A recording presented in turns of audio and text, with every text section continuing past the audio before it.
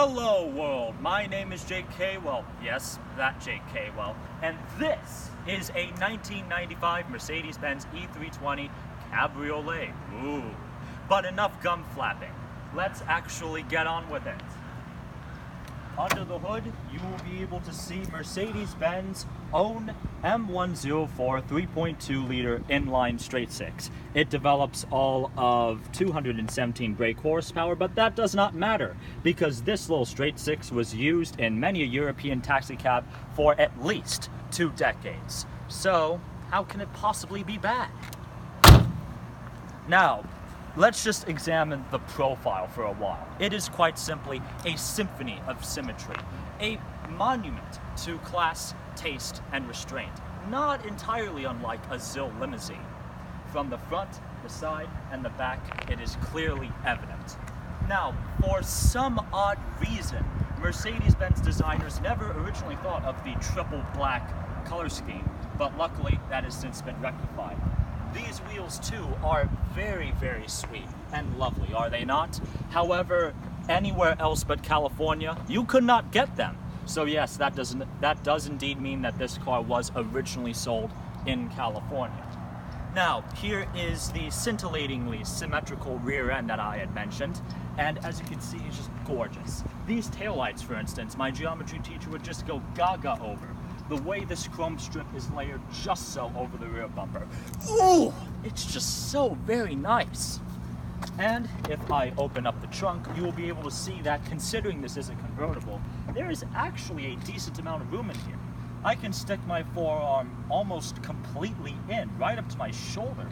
And if I am able to clamber inside, you will be able to see, ladies and gentlemen, that I have constructed myself a nice little porch. Let me tell you that if I had some sandwiches, some potato chips, and a bottle of Coke, I would enjoy it right in here before any other spot. No question about it. Let me just go ahead and clamber on out. Never gets easier. And, well, oh, what's this? Ladies and gentlemen, it appears as though a third passenger has joined us. Well, I hope you don't mind. I certainly don't. Right, now, if we take a look to examine this interior for its beauty, for its grace, you will be able to see underneath the sheepskin cover that the original black leather upholstery is immaculately preserved. It still has that new car smell to it, and I am sure that for that reason alone, Fonzie would approve. Let me just, there we go. Right, now, let us actually start this machine up.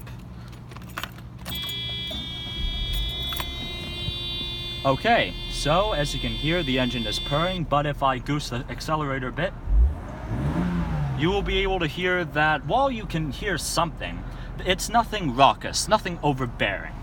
Now, let's actually drive this thing. So, why is it that the 1995 Mercedes-Benz E320 Cabriolet is so marginalized today?